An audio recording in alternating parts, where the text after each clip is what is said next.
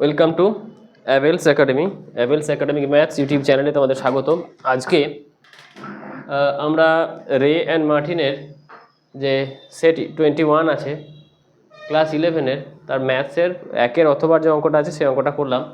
তো দেখো বলেছে 1 + x whole to the power 2n এর বিস্তৃতির অযুগ্ম পদগুলির সহগগুলির যোগফলটা আমাদেরকে দেখাতে হবে 2 টু দি পাওয়ার 2n - 1 হবে। অযুগ্ম যে পদগুলো আছে 1 + x এর whole to the power 2n এর বিস্তৃতির অযুগ্ম পদগুলির 1 + x এর whole to the power 2n এর বিস্তৃতির অযুগ্ম পদগুলির সহগগুলির সমষ্টি হবে 2 টু দি পাওয়ার 2n - 1, সেটা আমরা দেখাবো। তাহলে প্রথমে আমরা কি করব, যে 1 + x এর whole to the power 2n আছে, এটাকে বিস্তৃতি করে পেলাম আমরা 2nc0 plus 2nc1x plus 2nc2x² plus 2nc3x³ plus dot dot দিয়ে up to 2nc2n x to the power 2n, অর্থাৎ যে দ্বিপদ উপপাদ্যের যে ফর্মুলা আছে সেটা দিয়ে আমরা এটার বিস্তৃতি করলাম। তারপরে এটাকে আমরা নাম দিয়েছি 1 নম্বর সমীকরণ। 1 নম্বর সমীকরণ x এর জায়গায় 1 বসিয়ে পেলাম। x এর জায়গায় 1 পুট করলে যে সংখ্যাগুলো যেগুলো x ছিল সেগুলো সব আমরা 1 পেলাম। তার মানে x এর জায়গায় 1 পুট করলে এখানে সব সমষ্টিগুলো সহগগুলোর সমষ্টিগুলো পেয়ে গেলাম। যেখানে যুগ্ম স্থানীয় সহগগুলো আছে বা অযুগ্ম স্থানীয় সহগগুলো আছে সবার সমষ্টিটা আমরা পেলাম x এর জায়গায় 1 পুট করে। তারপরে আরেকবার এটা আমরা একটা সমীকরণ পেলাম, সেটার নাম দিলাম 2। আচ্ছা, আবার আমরা যেটা করলাম যে 1 নম্বর সমীকরণে x এর জায়গায় -1 পুট করলাম। তাহলে কি হলো, তাহলে এই যুগ্ম স্থানীয় পদগুলো সবই পজিটিভ রইলো আর এই অযুগ্ম স্থানীয় পদগুলো সবই নেগেটিভ হলো। দিয়ে আমরা যে একটা ইকুয়েশন পেলাম সেটার নাম দিলাম 3। এবারে 2 থেকে 3 মাইনাস করলাম, তাহলে মাইনাস করে 2 টু দি পাওয়ার 2n হলো, আর এখানটা তো 0 হলো। 2 to the power 2n equals to, এবারে যদি আমরা 2 থেকে 3 মাইনাস করি তাহলে কি হচ্ছে না, যুগ্ম স্থানীয় পদগুলো ক্যান্সেল আউট হয়ে যাচ্ছে। যুগ্ম স্থানীয় পদগুলো কি হয়ে যাচ্ছে, ক্যান্সেল হয়ে যাচ্ছে। আর অযুগ্ম স্থানীয় পদগুলো সব ডবল ডবল করে থাকছে, অর্থাৎ দুটো দুটো করে থাকছে। 2nc1টা দুবার হবে, 2nc3টা দুবার হবে, 2nc5টা দুবার হবে, অর্থাৎ অযুগ্ম স্থানীয় পদগুলো সবই ডবল করে থাকছে, সেই জন্য 2 কমন নেওয়া হয়েছে। এবারে এই 2টাকে যদি আমরা লেফট হ্যান্ডে পাঠিয়ে দিই 2 টু দি পাওয়ার 2n - 1 হয়ে যাচ্ছে, পাওয়ারটা 1 কমে যাচ্ছে। ঠিক আছে, সুতরাং আমরা পেলাম কি না, অযুগ্ম স্থানীয় পদগুলোর সমষ্টিটা, অযুগ্ম স্থানীয় পদগুলোর সহগগুলোর সমষ্টিটা কত পেলাম, 2 টু দি পাওয়ার 2n - 1 পেলাম। ওকে, তো এরপরে আমরা এরপরে আর কি কোশ্চেন আছে দেখবো, যেগুলো ডাউট হচ্ছে সেগুলো বিশেষ করে আলোচনা করার চেষ্টা করছি।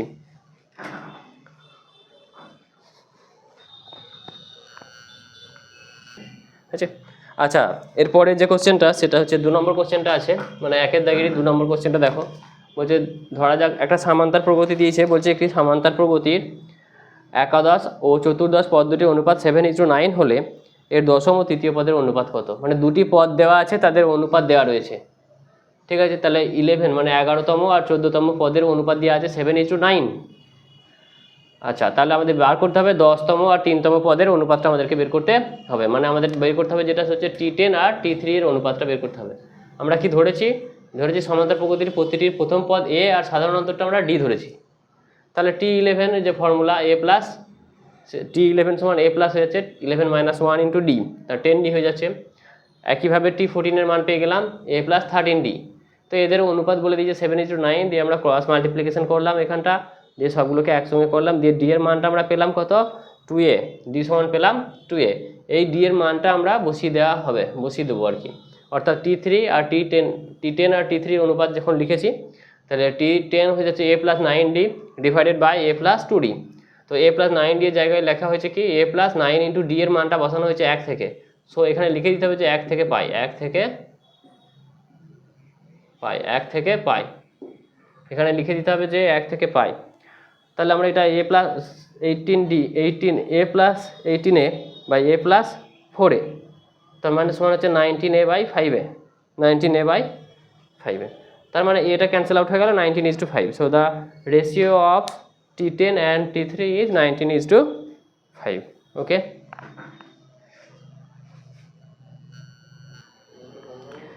দেখো এরপরে আমরা যে কোশ্চেনটা করবো সেটা হচ্ছে 3 দাগের 2 কোশ্চেনটা, সেট 21 নম্বর সেটেরই 3 দাগের 2 কোশ্চেনটা। তো কোশ্চেনটা কি বলেছে আমি একটু পড়ছি, তোমরা শোনো। বলেছে 52টি তাসের একটি প্যাকেট থেকে 52টি তাসের একটি প্যাকেট থেকে একটি ইস্কাবন অথবা ইস্কাবন ছাড়া অন্য তাসের টেক্কা তোলার সম্ভাবনা কত? তাহলে টোটাল তাস আছে কটা? 52টা। সেই জন্য আমাদের স্যাম্পল স্পেস NS মানে স্যাম্পল স্পেসের মোট পদ সংখ্যা হবে 52টা। ঠিক আছে, তার মানে এসটা হচ্ছে কি না 52টা তাস থেকে একটি তাস তোলার ঘটনা, মানে এস ঘটনাটা সেটা নয়, মানে তোমার ধরো মোট টোটাল ইভেন্টটা হচ্ছে তাস 52টা তাসের একটি প্যাকেট থেকে একটা তাস তোলাটা হচ্ছে আমাদের কি ইভেন্ট। তাহলে সেই ইভেন্টের স্যাম্পল স্পেস এস এর মধ্যে 52টা তাস আছে, সেই জন্য NSটা হলো কত? 52। আচ্ছা, এবারে লিখেছি ধরি এ ঘটনাটা কি ইস্কাবন তোলার ঘটনা, আর বি ঘটনাটা হচ্ছে ইস্কাবন ছাড়া অন্য তাসের টেক্কা তোলার ঘটনা। ঠিক আছে, তো এখন ওরা বলেছে যে একটি ইস্কাবন অথবা ইস্কাবন ছাড়া অন্য তাসের টেক্কা তোলার সম্ভাবনা কত? তাহলে দুটো আলাদা আলাদা কেস, একটা ইস্কাবন একটা অথবা দেওয়া আছে ইস্কাবন ছাড়া। তাহলে সেই জন্য আমরা একটা সেট ধরেছি এ ইস্কাবন তোলার ঘটনা, আর বি সেটটা ধরেছি ইস্কাবন ছাড়া অন্য তাসের টেক্কা তোলার ঘটনা। তাহলে প্রবাবিলিটি অফ এটা কত হবে? তাহলে 13/52, কারণ এন এটা কত, মানে এ সেটের মধ্যে পদ সংখ্যা মানে ইস্কাবন আছে কটা? 13টা আছে ইস্কাবন। ঠিক আছে, এন এটা 13 আছে। এন বিটা কত আছে? এন বিটা আমাদের 3টে আছে অন্য তাসের টেক্কা, টোটাল তাহলে 4টে টেক্কা আছে। তাই তার মধ্যে একটা টেক্কা তো ইস্কাবনের, তাহলে বাকি টেক্কা পড়ে থাকে 3টে, তাহলে অন্য তাসের টেক্কা আছে 3টে। এই ইন্টারসেকশন বিটা আমাদের যেহেতু 5, তাহলে probability of A intersection beta 0 হয়ে গেল। তাহলে probability of A union B সমান PA plus PB minus P of A intersection P সমান তাহলে 13/52 প্লাস 3/52 প্লাস 0, 16/52 হলো সমান 4/13 হলো আমাদের আনসার। ঠিক আছে, অর্থাৎ একটি ইস্কাবন অথবা ইস্কাবন ছাড়া অন্য তাসের টেক্কা তোলার অথবা ইস্কাবন ছাড়া অন্য তাসের টেক্কা তোলার সম্ভাবনা হলো 4/13। খুব ভালো কোশ্চেন। আচ্ছা, এবারে যে অঙ্কটা করবো আমরা সেটা হচ্ছে 4-এর দাগের একটা কোশ্চেন দিয়েছে। দেখো 4-এর দাগের 3-এরটা বলছে দুটি ধনাত্মক সংখ্যার সমান্তরীয় এবং গুণোত্তরীয় মধ্যক যথাক্রমে a এবং g হলে দেখাও যে সংখ্যা দুটি হয় a plus minus root over of a square minus G square, a plus minus root over of a square minus G square. আচ্ছা, আমাদের সংখ্যা দুটো বার করতে হবে। ঠিক আছে, তো ওরা সমান্তরীয় মধ্যক আর গুণোত্তরীয় মধ্যক দিয়ে দিয়েছে। আমরা লিখেছি কি ধরি সংখ্যা দুটি হলো x ও y, তাহলে একটা সংখ্যা a সমান কি হয়ে যাচ্ছে x প্লাস y/2, যেহেতু সমান্তরীয় মধ্যক, এটা কি বলেছে সমান্তরীয় মধ্যক, তাহলে দুটো সংখ্যার সমান্তরীয় মধ্যক সংখ্যা দুটো যোগ করে 2 দিয়ে ভাগ করলে সমান্তরীয় মধ্যক আমরা পাই। বোঝা গেল? আচ্ছা, জিটা বলেছে গুণোত্তরীয় মধ্যক, তাহলে গুণোত্তরীয় মধ্যক আমরা রুট ওভার অফ xy, দুটো সংখ্যা দেওয়া থাকলে তাদের যদি গুণোত্তরীয় মধ্যক বের করতে বলে তাহলে আমরা কি করব? রুট করে দেবো, দিয়ে সংখ্যা দুটোর গুণ করে দেবো। ঠিক আছে, তাহলে a আর পেলাম এখান থেকে, জি পেলাম এখান থেকে, এই 2টা এদিকে গুণ করে দিলাম, তাহলে 2a সমান x প্লাস y পেয়েছি। এতটা ক্লিয়ার? এবারে জি সমান জি স্কোয়ার, তাহলে এদিকে বোথ সাইডে হোল স্কোয়ার করা হয়েছে, জি স্কোয়ার সমান xy, বা দিয়ে y এর মানটা এখান থেকে বের করা হয়েছে, y সমান কী করা হয়েছে? জি স্কোয়ার বাই x লেখা হয়েছে। এবারে 1 আর 2 থেকে yটাকে অপসারণ করে পাই, অর্থাৎ yটাকে এলিমিনেট করে দিয়েছি, সরিয়ে দিয়েছি আর কি, yটাকে সরিয়ে দিয়েছি। তার মানে y এর জায়গায় আমরা কি লিখেছি? যে জি স্কোয়ার বাই x লিখেছি, y এর জায়গায় লিখেছি জি স্কোয়ার বাই x। তাহলে এই পুরো ইকুয়েশনটা একটা x এর দ্বিঘাত সমীকরণ আকারে হয়ে গেল, অর্থাৎ বোথ সাইডকে x দিয়ে গুণ করা হয়েছে, দিয়ে x এর একটা দ্বিঘাত সমীকরণ হয়েছে অ্যাট লাস্টে। দিয়ে সিধর আছে যে সূত্র ফেলেছি, এখানটা সিধর আছে যে সূত্র ফেলে x এর মান আমরা বের করেছি, তাহলে x এর দুটো মান পেয়েছি আমরা, a plus minus root over of a square minus G square, এরকম দুটো মান আমরা পেয়েছি। তো এখন যদি আমরা 1 নম্বর সমীকরণে x এর একটা মান বসাই, তাহলে আমরা অপর মানটা y এর মান হিসেবে পাচ্ছি, মানে x এর অপর মানটা কিন্তু আমরা y হিসাবে পাচ্ছি। বোঝা গেল?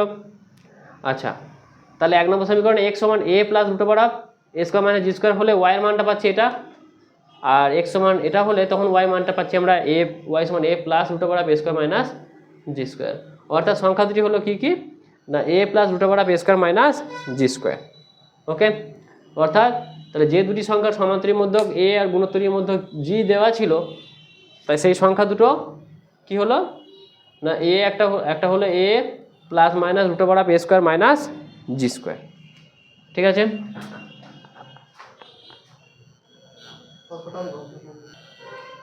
দেখো এইবারে আমরা এই 4-এর যে অথবাটা আছে সেই কোশ্চেনটা করবো। দেখো 4-এর দাগে যে কোশ্চেনটা আছে সেটার অথবাটা করব।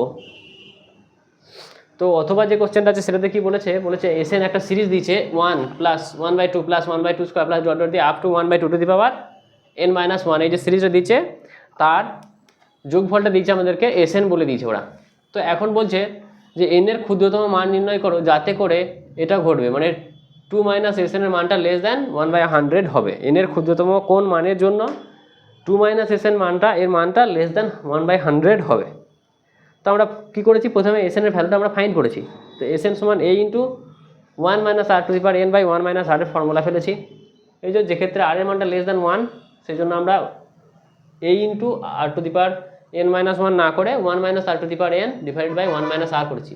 এক্ষেত্রে আর এর মানটা সাধারণ অন্তর অর্থাৎ কমন রেশিও, সাধারণ অন্তরটা কত হচ্ছে আমাদের হাফ আছে সিরিজটাতে, ঠিক আছে। তো এখানেতে লস করে নিচেটা হাফ হয়েছে, ক্রস মাল্টিপ্লিকেশন করা হয়েছে, হাফ ইন্টু এসএন দিয়ে আবার 2 দিয়ে গুণ করা হয়েছে। আচ্ছা, তাহলে এখানে 2 দিয়ে গুণ করার ফলে এই পাওয়ারটা 2 টু দি পাওয়ার n ছিল, 2 to the power n minus 1 হয়েছে। এখন এটাকে বাঁ দিকে নিয়ে যাওয়া হয়েছে আর এখানে এসএনটা ডান দিকে চলে এসছে, তাহলে 2 মাইনাস এসএন হয়েছে। এখান পর্যন্ত ক্লিয়ার। তো এই 2 মাইনাস এসএন এর মানটা হয়েছে 1/2 to the power n minus 1, 1 নম্বর দিয়েছি এটাকে। এখন ওরা বলেছে কি 2 মাইনাস এসএন এর মানটা লেস দ্যান 1/100 হতে হলে তাহলে কি এটা হবে বলেছে। এটা হতে গেলে তাহলে আমাদেরকে কি হতে হবে না, এই 2 মাইনাস এসএন এর মান কত বেরিয়েছে 1/2 to the power n minus 1, তাহলে 1/2 to the power n minus 1 k less than 1/100 হতে হয় হিসাব মতো। তাহলে এবারে যদি আমরা রেসিপ্রোকাল নিয়ে নিই বোথ সাইডে, এই ইনইকুয়ালিটিতে এই অসমীকরণ যদি আমরা রেসিপ্রোকাল নিয়ে নিই তাহলে কি হচ্ছে 2 to the power n minus 1টা গ্রেটার দ্যান হয়ে গেল 100। এখন আমরা জানি কি 2 টু দি পাওয়ার 5 মানে 32, আর 2 টু দি পাওয়ার 6 মানে 64, আর 2 টু দি পাওয়ার 7 মানে কত 128। তাহলে এই 128টাই তো সব থেকে ছোটো সংখ্যা যেটা 100 থেকে বড় হবে আর 2 এর পাওয়ারে থাকবে। তার মানে n মাইনাস 1 এর মানটা কি সবসময় 7 বা 7-এর থেকে বড় হতে পারে, অর্থাৎ n এর মানটা 8 বা 8-এর থেকে বড় হতে হবে, অর্থাৎ n এর ক্ষুদ্রতম মান হবে কত আমাদের 8। ক্লিয়ার? তাহলে n এর ক্ষুদ্রতম মান হলো আমাদের 8। ওকে, আচ্ছা এবারে আমরা যে অঙ্কটা করবো সেটা হচ্ছে 5-এর 1। বলেছে কি যে 1 নম্বর যে সরলরেখাটা দেওয়া রয়েছে 3x মাইনাস 4y প্লাস 8 সমান 0, 3x মাইনাস 4y প্লাস 8 সমান 0 এই সরলরেখার সঙ্গে সমান্তরাল দিকে পরিমিত। তার মানে এই লাইনটার সঙ্গে এই লাইনটার সমান্তরাল দিকে পরিমিত, আর 2,5 বিন্দু থেকে এই সরলরেখার দূরত্ব চেয়েছে। এখানে 3x প্লাস y প্লাস 4 সমান 0 এই সরলরেখার দূরত্বটা আমাদের চেয়েছে।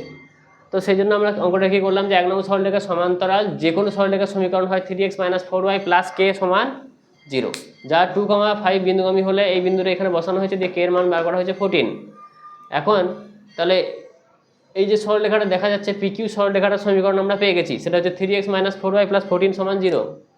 তো এই PQ এর কিউ বিন্দু দিয়ে যে সরলরেখাটা পাস করেছে আর একটা যে সরলরেখা যেখান থেকে দূরত্বটা আমাদেরকে মেজার করতে বলেছে তার সমীকরণ দেওয়া আছে 3x প্লাস y প্লাস 4 সমান 0 এটা। তাহলে এবারে একটা নাম দিয়েছি, একটা 2 একটা 3 দিয়েছি, 2 আর 3কে আমরা অপনয়ন করে সমাধান করেছি, অর্থাৎ 3 নম্বরকে 4 দিয়ে গুণ করে একের সঙ্গে যোগ করে দিয়েছি, ঠিক আছে। এখান থেকে আমরা x পেয়েছি -2, আর 3 নম্বর সমীকরণে x এর মান বসিয়ে দিয়ে আমরা y এর মানটা পেয়েছি 2। তাহলে এই যে কিউ বিন্দুটা হলো, এই কিউ বিন্দুর স্থানাঙ্কটা হলো কত -2,2।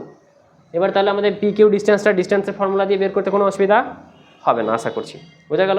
তার মানে √(x1 - x2 তার whole square plus y1 - y2 তার হোল স্কোয়ার। তো x1 এটা আমাদের x1, এটা y1, আর এটা আমাদের x2 পিটা, এটা x2 আর এটা y2। তাহলে দূরত্বের যে ফর্মুলা x1 - x2 তার whole square plus y1 - y2 তার হোল স্কোয়ার বসিয়ে দেওয়া হয়েছে। তাহলে এখানে √16 প্লাস 9 সমান 25, √25 সমান মানে 5 একক হলো আমাদের আনসার, বোঝা গেল।